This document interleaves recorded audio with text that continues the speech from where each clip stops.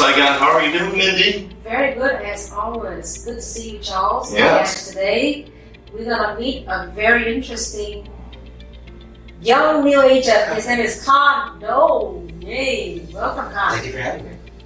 So, is it true that you just got your license literally just a few months ago, right? Yeah, 2.5. Wow, 2.5 months. So that means he knows all about what was on the test and everything you need to know about real estate.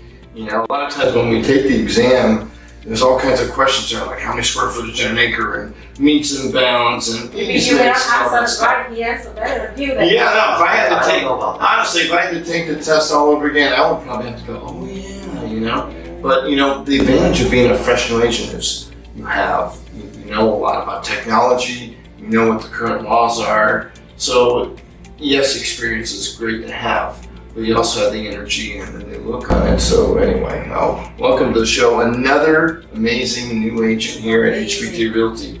Yeah. Like I told you, I'm admiring the younger generation. They're very motivated lately. Yeah. And I've seen this is a good example. So young. Yeah, so tell us why did you decide to study for your real estate exam, and did it go as planned? Did you say, okay, I'm going to study for the exam and I'm going to, pass my test here, or did it take a few years? Sure, tell us about that process of how you got started. So how it all started, and I remember this vividly, was I was laying in bed during Christmas break. Okay. It was like in the evening. So Christmas during 2020. My junior year of high school. Okay. My junior year of high Wow. Nice. I know, right? school. And I was bored. I think I was like gaming the hour before, and I was just thinking to myself like, I shouldn't be gaming. Like, there has to be something I can do to prepare for my future, stuff like that. Gaming could be your future. There's some people that do really well there. I don't have the skills for that. Okay. Like, it's enjoyable pastime, but I don't have the skills to be like a streamer or YouTuber or anything like that. But yeah, I was on YouTube. I was just figuring out ways to get myself ready for when I turn 18 and hit the ground running. I was watching some, I think like a credit card review video or something. Okay. Looking for my first credit card to apply for. And the guy I was watching, turns out he was a real estate agent. His name is Stephen. He makes great YouTube videos on real estate, on stocks, stuff like that. And that got me interested, so I did some more research. And I was talking to a friend about that. And turns out his father was an investor in real estate. And he had bought a house here in Fountain Valley next to Moss Harbor with Andrew, one of your agents. And so I talked to his father, and he hooked me up with Andrew. And I set an appointment with him. I came here and I started chatting to him, and then he referred me to you. And that's when we first met, and you got me started with the licensing courses. Awesome. Wow. And then so that was in December, right? It was December of 2019. That is really fast. 19, okay. Yes. So... But yes, it's been like a whole year. Yeah, exactly. So the reason for the delay was I went through, I guess, a period of I wasn't very motivated, and then on top of that, COVID hit. Oh, and well, I was like doing a part-time job to try and support my family, so that kind of took my attention away from that. I graduated from high school, and I think I was ready to take it. I think like 6 months ago, but I was trying to schedule an appointment to take the exam. Oh, yeah. No, there were no slots. Right. I checked every single day at like 12 in the afternoon and at night, and I could never find anything.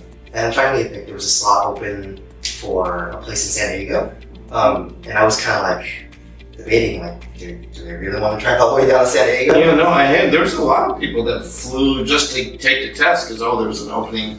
I knew a friend of mine, Adam Bretto, who had scheduled the test, and he flew out to Sacramento to take the test. He just wanted to get it done, but he didn't have any choice. So, you imagine what everyone was doing during COVID, right? Studying for a real estate exam, why not? Yeah, definitely. And, So you went to San Diego. So I went to San Diego. That was my motivation for passing the first try. I was like, if I don't pass on the first try, I can drive back down here again. So it's like, gotta get it the first time.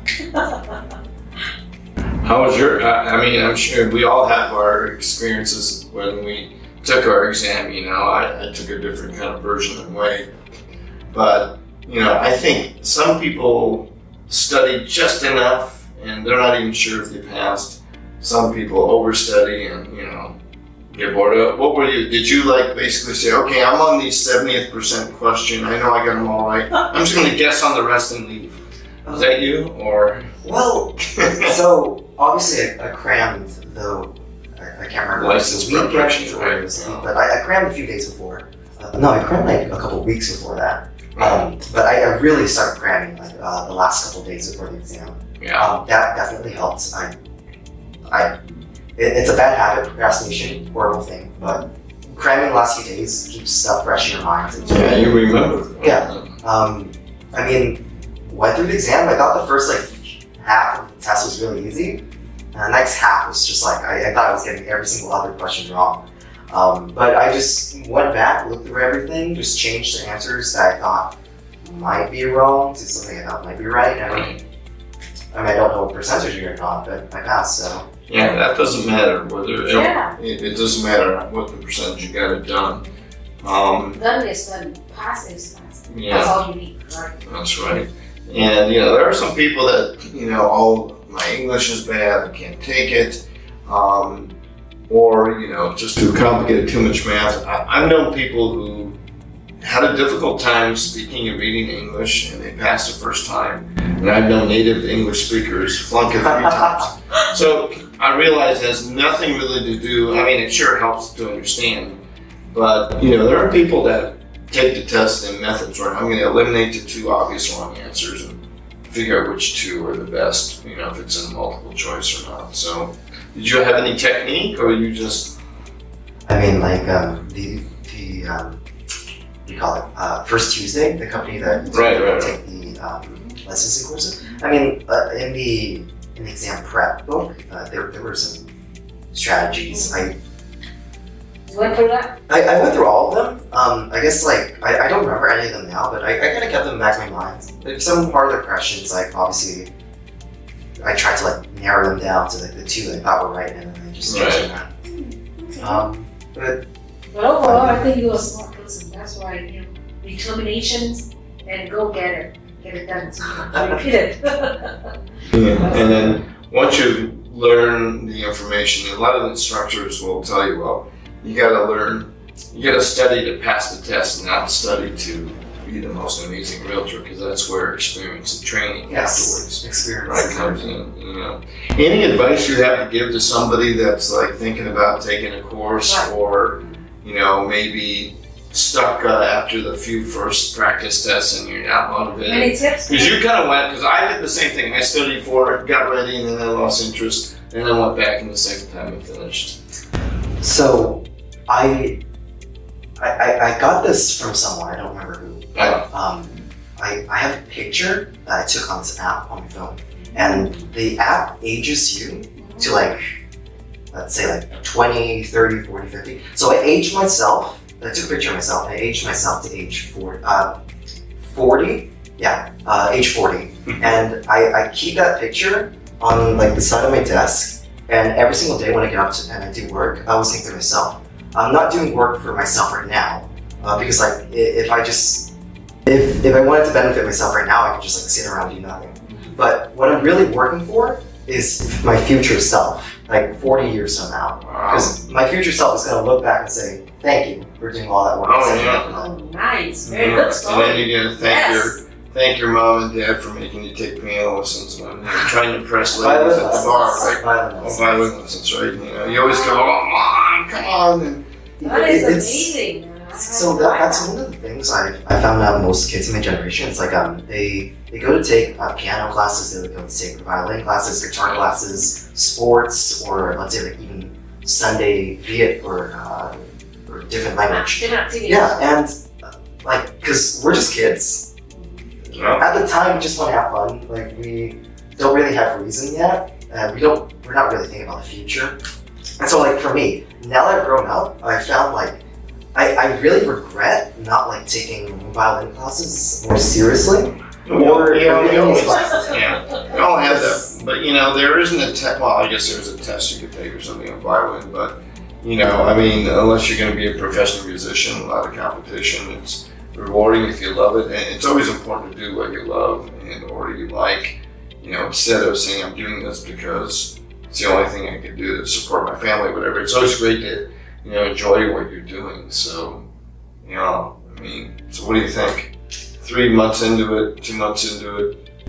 So, okay, the only thing that I disliked about real estate so far has been caused by COVID, and it's the fact that things are kind of slow. Yeah. Same thing for everyone. Yeah, and I couldn't really get out there, do open houses, or not great, like interact with people. I think just recently they just started allowing the open Yeah, I just did my first open house a couple of days ago. Wow, okay. What did you think? First day was, wow, that was boring. Second day, boring in the morning. It was very exciting in the afternoon as people started coming in. Oh yeah, no, once you start getting the crowd, you're just, you can't, you have. I actually had Kinda to lose line out the door and I was like panicking because I could only get I got like one group on the first floor, second group on the top. But I couldn't interact with anyone, and I think that was like my biggest regret. Okay, so you got the license already, that's good news. Next is using that license. How do you share the journey of stop using your license for like 3 months? And then I know that the first transaction is already in escrow right now. Wow. You share with, Well, it took me 6 months on my first escrow. It took a while, but, So obviously I dove into real estate with the expectation that it would be hard first. I didn't like, I had like, I was looking through it in like rose-colored lenses, like for the first few months, like before I got the exam. But I guess like I had this moment right before I took the exam where I was like, this sounds too easy. This sounds way too easy. I need to be a bit more realistic about this. Yeah, fill out this form and have them accept it. Let the escrow title and lender do their job, hang back, and then show up at the signing and you get a check. What's so difficult about that? So obviously the hardest part when you first join is networking. Not only do you need to find clients, obviously that's real estate is a people business. So finding clients is probably the hardest part because not only do you have to find them, you have to find people who will like you, and that's the biggest part. But the second biggest part is actually networking. Obviously, like meeting new agents, brokers. Like before I joined, I thought it was just like I just had to go to like a brokerage and like, meet the people there. I didn't realize it was a whole thing with like title reps, escrow, transaction coordinators. I didn't realize I had to like find all those people, figure out who did the best job, work with them, stuff like that. And you got to build a little team. You got to build a network. Yes. Yeah, and maybe if you've never been in a management job or something, to kind of reflect on it, it could be something you've never done before. But maybe when you were growing up as a little kid, you had a group of friends, and somebody's always kind of a leader, right? Someone does this or that. So, well, before I joined real estate, I was working part time as a server. So I was in the restaurant. Okay. Right. Actually, right before I joined, I actually got the position of head server. This place, it sucked. Right, but you had responsibility, right? You had people under you. Yeah, so I kind of important to know that. Know how to it was like multitask and like interact with different people at once. Yes. Right. Well, that's so that helps, right? Yeah, definitely does. And they're both service industries. Well, I want to know, so how did you find, or where did that first deal come from? That first escrow, did it fall in your lap? Did you have to fight for it? Always interesting. That's a journey, yes. So my current client is a family friend. Okay. However, I didn't meet him through my family. I was actually at the supermarket. Oh wow. I heard him talking on the phone about real estate in Vietnamese, and like my brain was like processing it first thing. I was like, is he talking about real estate in Vietnamese? And I was like, oh okay. So I kind of just walk over and I talk to him. I'm like, hi Chu, hi sir, I heard you were talking about like looking for a house in like Huntington Beach. Like, I forgot what he said specifically, but I basically like, I got him to allow me to get his contact information and started sending a couple properties. It was funny enough, like the very first property I sent him, he liked it so much that actually the next day we went to see it. And I put in an offer, I think, a day later, and it got accepted. Well, there was a counter offer and we countered and we got accepted. But he got cold feet. And As usual. Yeah, and we backed out. He read it later though. Right. I mean, think about that. There's, especially at the beginning of COVID, and I remember March or April, there were several transactions, and I would hear agents going, "Oh, my buyer, backed out. Their parents were mad at them because they thought, oh, they didn't know anything what was going to go on the pandemic." Looking back, a year from now, Yeah, they agree. I mean, they can't get an offer accepted if their life depends on because they require a loan. They're not overbidding too high, and they're on their 20th, 30th offer without an acceptance or even a counter offer. Is it the same thing with you too? Like over asking price too, right? Yeah, everything is very Yeah. asking. I remember because I was a new agent, I was pretty easy to, I guess, influence, so he got me to send in a below asking price. Never heard from him again. Never heard from him. Yeah, well, that does happen. Idiot. That happens even on full price offers, so don't feel bad. Literally, full price offers. Oh, we forgot to include you in the email on the counter. It's sold. Sorry about that. Okay, great. So you learn from that, so that's why. Yeah, definitely. But having my first offer get accepted, I thought it was the easiest thing ever. And then the next 4 offers after that until we got this house, and I was like, oh, wow, that's hard. Yeah, and it seems like the average is almost, depending on what kind of offer you have, or if you don't require a loan contingency, even with that, they're putting in tens and 20s and 30 offers before even one gets accepted. So these days, it's because you got listings that are getting 30 offers, and the sad part about that is it's great to have all these offers. That means 29 people are not going to get the house. That's true. And they wrote up all that offer, they called the lender, got the pre-qual letter. Think of all that activity happening on 29 other people, meetings, all that stuff, all that time, and it's for nothing, except one. Not counting, you have to send the P form, the DAP form P before form. showing too, right? Maybe you showed their house 3 works. times, maybe you should have been showing them houses Yeah. for 6 months, who knows, right? I don't know. Okay. So when are you going to do the close? The 16th of next month. And as you know, what could happen in escrow? Anything. Well, anyway. Does it require a loan to be approved now? Okay, so that's good because there were agents 3 or 4 years ago that were dealing with overseas clients that were just doing cash offers, and an agent with 3 to 4 years experience and no concept of how the lending process was in a deal. They had never worked with a person that required a loan. So it's good that you're learning all the, kind of standard stuff on homes and things. How has it been with the other agents as far as communicating with them? Do they respect you? Are they looking, oh, you're new, you don't know what you're doing? I mean, how's that? Has that been okay? The very first agent I had an interaction with in a transaction, Mhm. signing an offer and stuff, he was really nice. I don't know if he knew that was new or not. I feel like he probably did. But yeah, he was really nice to me. Almost everyone has just been phenomenal. Giving me I guess most people, they see that I'm a new agent, and instead of bashing on me for that, they actually kind of gave me advice, trying to lead me in the That's right awesome. That's Yeah. awesome. I've been really grateful. Yeah, very good. And it's probably because of your demeanor too. If you sound a little cocky and kind of think you know it all, they'll probably let you know you don't know it all. That's true. So it's probably because you're humble and polite that you get that. Yes. But that's great to hear in the community because that is not an easy business right now, as you know. I mean, just so many offers to do, so many disclosures, and just you don't know what the market's going to be like tomorrow. But as professionals, we just have to adapt and do whatever.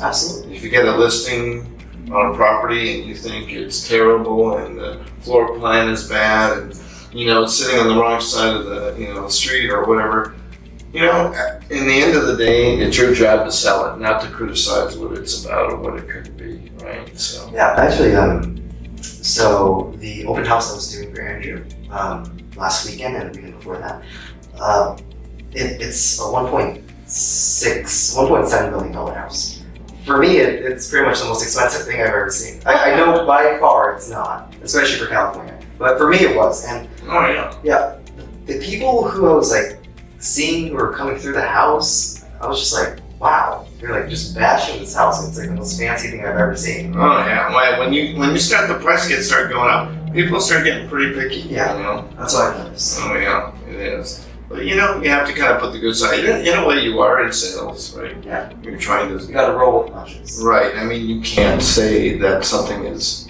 not what it isn't. However, you can point out the good parts of things, you know, or find solutions, you know. You probably learned early on looking at properties, you know, even how to get to a property instead of going from that side of the street to this side, you know, because it's quicker and faster. Because, you know, the first impression of a property is so important. And if they get the wrong impression, maybe they pass up on a good bargain. So. Definitely. First impressions, two most important things are the exterior and when you first enter the house. Yeah. Mm-hmm. And also, first impressions on the agent is also great too. You know. Yeah, a bad agent can absolutely ruin someone's view of the house. Look at you. He has a good mentality. Look at the shirt, the t-shirt that he has. Yeah, there you go. Show to everybody. Right, there you go. Yeah. See, what does it say? It says, I'm a See, realtor. I'm a realtor. See, when he walk out, everybody will be curious about what he wears. And when they know that you wear that shirt, you would. And the next step is that, what's that shirt that your other agent had with the big R right there? Hello. That's a good start. Yeah. Yeah. So you're young, you're a gamer, you probably got like this 8 That gig is not probably what got I'm going for. 8 gig GPU and all this stuff, so you know about, you know, I mean, you're probably on Twitch or whatever, but. Oh is no, there- I don't game anymore. All right, but you think you could use that knowledge of technology and, you know, interaction to maybe start promoting, you know, yourself Absolutely. on social media? Understanding how social media works, Right. understanding how the internet works, definitely benefits you in marketing. Just like, I mean, if you're on YouTube long enough, you see like so many ads, you start to get a feel for like, so if you see like 100 ads, most of them you're just gonna skip immediately because they're boring. If you don't capture the audience's attention within like the first 3 to 5 seconds, you're just gonna hit the skip. Oh yeah. Mhm. Of course. But then sometimes you'll see like ads that come along, which I mean like there's a 5-second delay until you hit the skip button, but you don't because it's actually fairly entertaining. And I think I've seen enough of those to where I kind of have a feel for what would make an entertaining ad, an informative ad, something that would capture an audience's attention. Maybe. So being on the internet for long enough definitely does help. Sounds like a game, plan laid out already.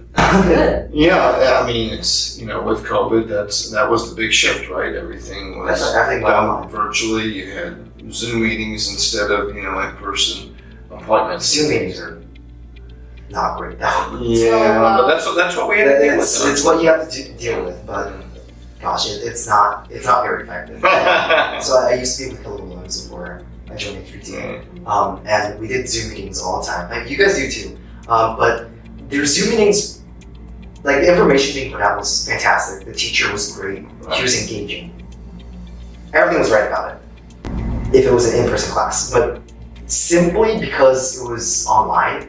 Like if you just look at if you just scroll through the feed and you see like what each person is doing, because they kind of like encourage you to keep your camera on. Right. You see like half the people on the phone, some people are like starting off. Just going through the motions, right? Yeah. Well, it is tough to engage, and you know we've had to adapt, and you know everyone was experimenting, and some people are much better at just being in person and doing things in person. Now, I always like to just show up to a place instead of Absolutely. making a phone call. I just like to deliver personally instead of sending it or emailing. So, and maybe that's more old school, but No, I get out of the camera, right, and see people. I guess I'm probably old school then too. Well, I mean, that's just the way it was done, and it's, you know, they say, I can't remember what it was, 60 or 70% of the communication is nonverbal. It's in front. But when you're on a Zoom meeting and it's very two-dimensional, you lose a lot of that. So it is definitely not. It's your space. So I kind of want to know what I want to know about you more. Can you share a little bit about yourself to other people? Besides like to turn into real estate, do you have any other hobby and interest at all? I mean, personally, I think my hobbies are fairly boring. So Nuclear physics? No, come on, what is it? well, I'm curious about space exploration, and I kind of keep track of that a lot. When I was little, I used to build Lego sets, just a small kid thing. Yeah. But I noticed recently Lego's been releasing these like they're called creator sets. They're made for adults. Still Legos, but Right. Yeah. And I have a little model of the Saturn V rocket, the rocket which took mankind to the moon. Yeah, It's massive. There's like half a solid size. It is huge. And then I have a little space station model of the International Space Station. So besides space exploration, I'm also interested in history. General history. I am a bit more interested in, like, say, war history, like World War II, World War I. Right. As a pastime, I build plastic model kits. Okay. Basically, that just entails like buying the kit itself, sanding parts down, painting them, putting them together.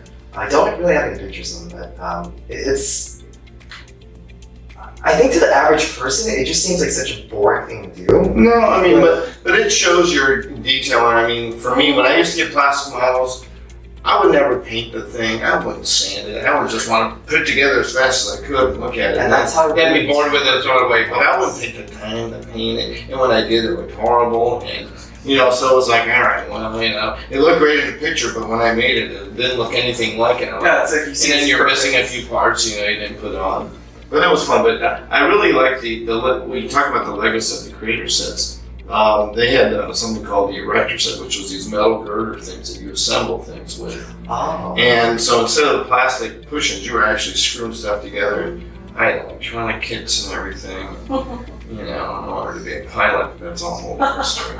But no, that's great to think about that, because hey, there could be real estate in space. Maybe you could be the first real estate agent in space. I own that parsec 3 light years from here. Right? Real estate is everywhere, and it could be real estate on the moon. Absolutely. There you go. Yep. Get your first listing on the moon. So continue to be creative. Creative in real estate will give you, very interesting journey that you will maybe see in the future. And I'm amazed. You are the youngest agent that we have in the office. That's why I want to kind of bring you up here to share with everybody. Don't think about age. Age is nothing. It's about you really have a strong will. You will make that happen. And I can't wait to celebrate with you on your first closing. Yeah, coming soon, right? Yeah. A long time ago, most of the agents that were coming into real estate were second and third careers. They were already astronauts, and then they retired, and they became real estate agents. So you could be the astronaut afterwards. But I got my license, I think I was like 23, 24, and I thought I was young. And I was by far the youngest person in my office. But I could have been your father at that point. That is really amazing. So I certainly hope that more people of your generation, younger folks, consider a career in real estate and come on down to HPT Real Estate, where they got amazing training. I want to know, the last question is, why is HPT? What do you mean by that? Yeah, why here? You were referred here, right? And what was the good stuff? And did that meet your expectations? So obviously I was going to go with HPT. That was like, because you guys introduced me to real estate. I love the atmosphere here. And I saw it was really bustling before COVID, because that's when I first came here. Right.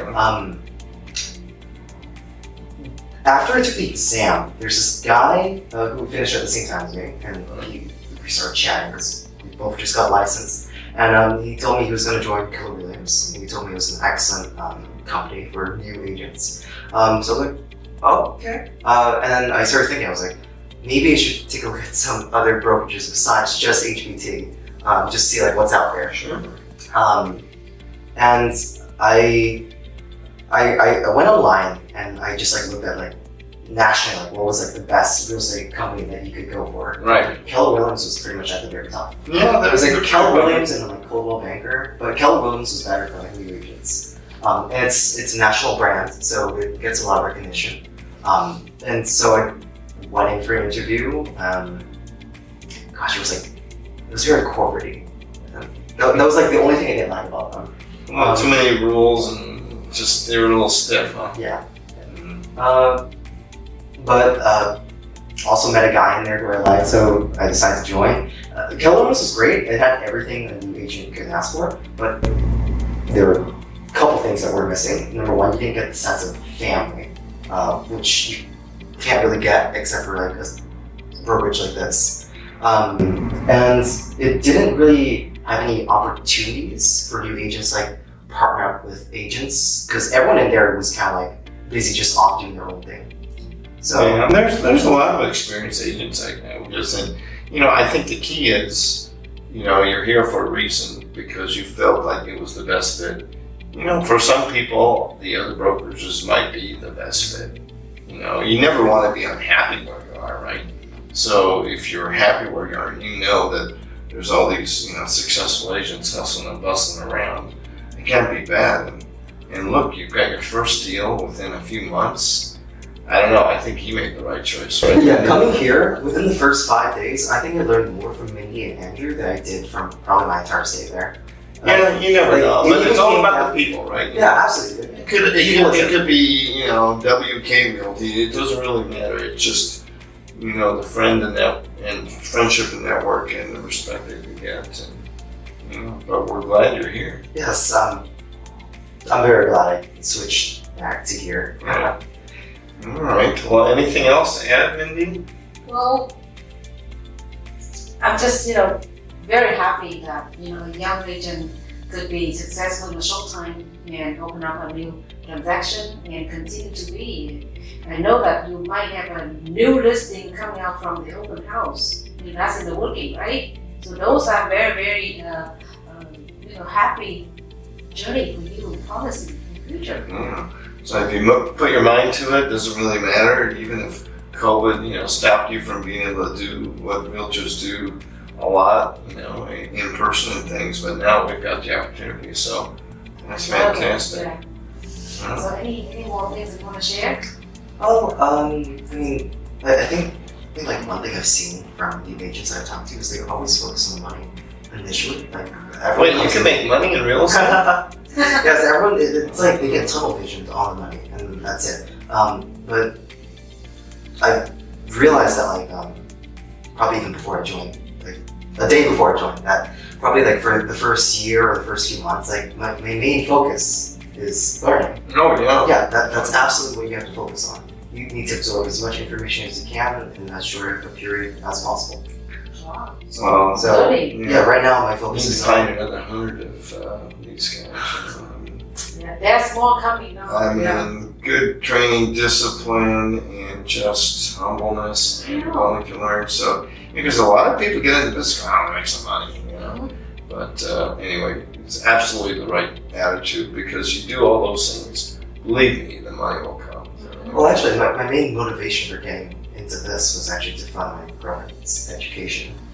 She comes from a very poor family, and they didn't really have enough money to send her to college. There you go. So yeah, my main goal is to be able to make enough money for us to move out and send her to college. Well, you will be able to do that without a doubt. Very nice, very good. With your escrow about to close and listings coming up, it's going to be amazing opportunities for you. Another amazing agent here, a very new agent here at HPT. Can't ask for anything better than that, except for, like I said, another 100 of you guys. So Khanh, hey, thank you very much for joining us on Escrow Tuesdays. Pleasure to meet you. Wish you much success. All right, that's a wrap. So thank you for joining us on Mindy's Manic Monday. Watch us next week where we interview another amazing HPT Realtor.